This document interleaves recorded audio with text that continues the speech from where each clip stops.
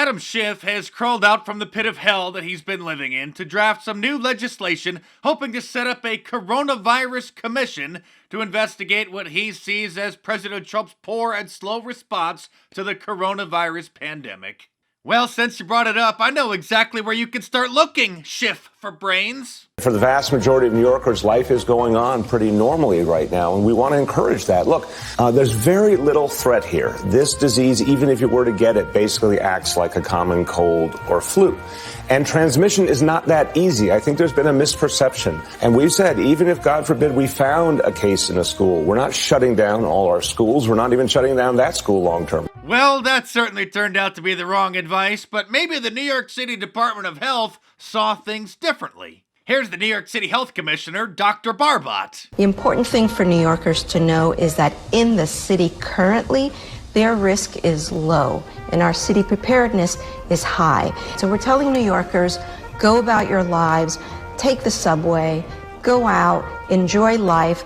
We also know that if it were likely to be transmitted casually, we would be seeing a lot more cases. Right, because this is New York and you're in elevators and trains with everybody all. Thanks for that sound advice, Doctor. And for you millennials out there, be sure to lick some toilet seats for some Instagram likes. Do you have any other advice that now you wish you wouldn't have given New Yorkers? There is no reason not to take the subway, not to take the bus, not to go out to your favorite restaurant, and certainly not to miss the parade next Sunday. I'm going to be there.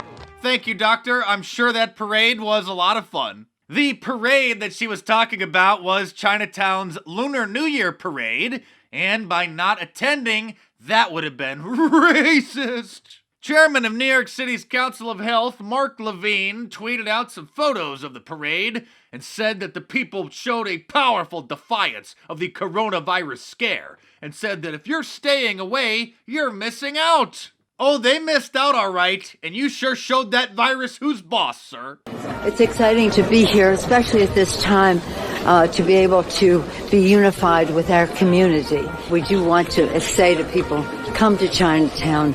Here we are. We're, again, careful, safe, and come join us. Of course, there's an endless supply of mainstream media reports all saying that it would be no big deal. Vox, the waste of cyberspace, deleted this tweet denying that it would be a pandemic at all. The Associated Press asked, is this new virus going to be more deadly than the flu? Nah. Surely we could trust the World Health Organization, however, who reported, quote, preliminary investigations conducted by the Chinese authorities have found no clear evidence of human-to-human transmission of the novel coronavirus 2019, identified in Wuhan, China. I'll remember that when you tell us that we have to take the vaccine that you hastily created, or we can't get on an airplane or step foot into a restaurant. When President Trump said that masks were reportedly disappearing from some New York hospitals and suggested that they might have been stolen, the mainstream media denounced him for spreading a conspiracy theory. Something's going on, and you ought to look into it as reporters.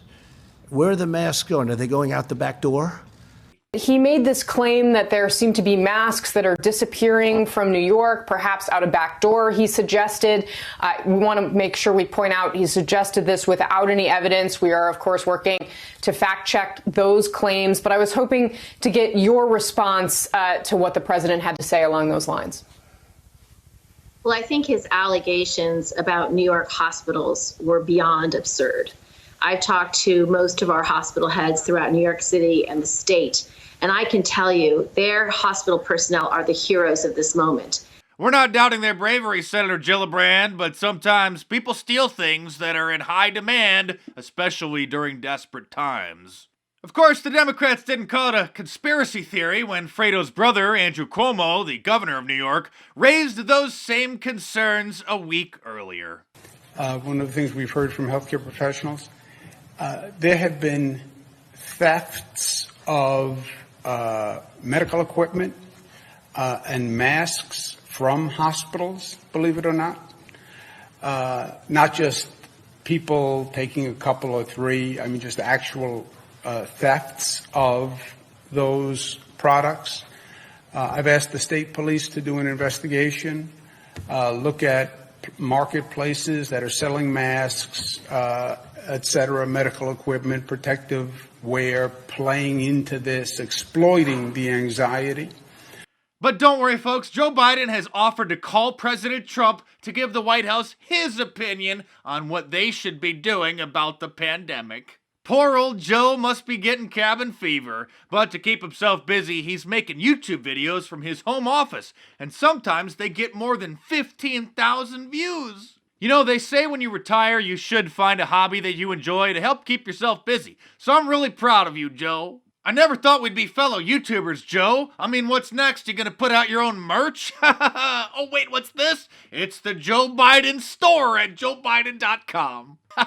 Look at that. For $30, you can get your Joe Biden for President t-shirt. That's kind of expensive, Joe. My shirts are only $19.95 at markdice.com. And look at this beauty. I might have to hire this graphic designer to make some of my shirts.